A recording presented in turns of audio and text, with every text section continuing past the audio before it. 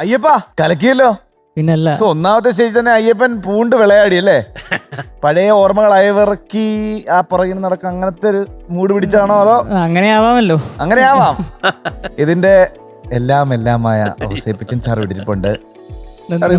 Composition സാറിന് തന്നെ തുടങ്ങാം. അയ്യപ്പ തകർത്തു. Thank you. നിന്റെ ആ ഒരു എന്താ പറയാ, നിനക്ക് ആ പാടുന്നതിലുള്ള നിന്റെ ആ ഒരു ഇതുണ്ടല്ലോ, ത്രില്ലടിച്ചിട്ട് നീ പാടിക്കൊണ്ടിരിക്കുകയാണ്. ഇടയ്ക്ക് നിനക്ക് ഡാൻസ് ചെയ്യണമെന്നൊക്കെ ഉണ്ട് നന്നായിട്ട്. ഇതിലും നന്നായിട്ട് ഡാൻസ് ചെയ്യും. പക്ഷെ എന്തോ ഒരു വേണോ വേണ്ടയോ എന്ന് വിചാരിച്ചിട്ട് കുറച്ചൊക്കെ ഡാൻസ് ചെയ്തു. തുടക്കമല്ലേ,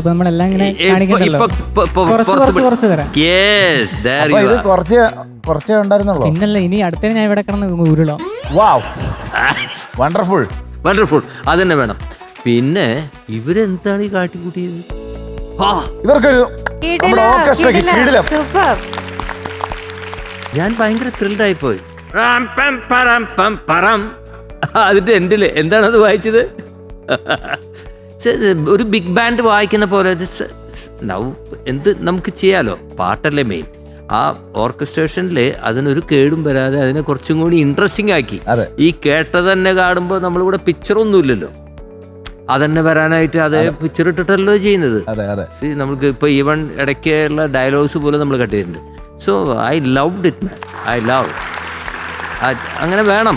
that jamming session it should be like that. അതാണ് മ്യൂസിഷ്യൻഷിപ്പ്.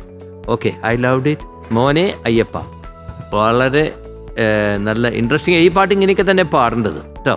അത് നന്നായിട്ട് പാടിയിട്ടുണ്ട്. പിന്നെ ഒരു സ്ഥലത്ത് ആ ദിന്താങ്കിട കിടതക തരികിട ദിന്താങ്കിട കിടതക തരികിട, അതൊരു സിൽവറൊക്കെ ഇട്ടിട്ടൊരു സാധനം ഉണ്ടായിരുന്നില്ല, അതെന്താ പാടഞ്ഞ്? അത് കട്ട് ചെയ്ത് കളഞ്ഞു അല്ലേ?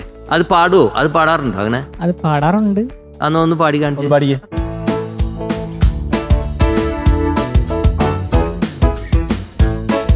വരട്ടെ, ഇങ്ങട് പോരട്ടെ. നിന്റെ ചൊടിയിൽ മലരിനളികൾ ഇതൊരു കഷ്ടമായത്.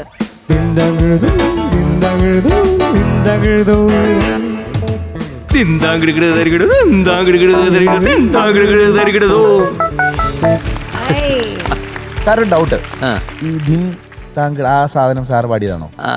ഇപ്പൊ ഈ തെറ്റിച്ച് പാടിയില്ലേ, അത് ഞാൻ പാടിയതാ. ശരിക്കും പാടുന്നതൊക്കെ ശ്രീകുട്ടൻ പാടിയതാ. അത് മോഹൻലാല് ഞെളുങ്ങുന്ന ഒരു സീനാണ്. അപ്പോൾ അതൊന്ന് തെറ്റിച്ച് പാടിക്കഴിഞ്ഞാൽ നന്നായിരിക്കും എന്ന് പറഞ്ഞുകൊണ്ട് ഞാൻ അത് പിന്നെ കുറെ ശ്രമിച്ചു. അപ്പൊ ഈ തെറ്റിച്ച് പാടാൻ നല്ല പാട്ടുകാർക്ക് പറ്റില്ല.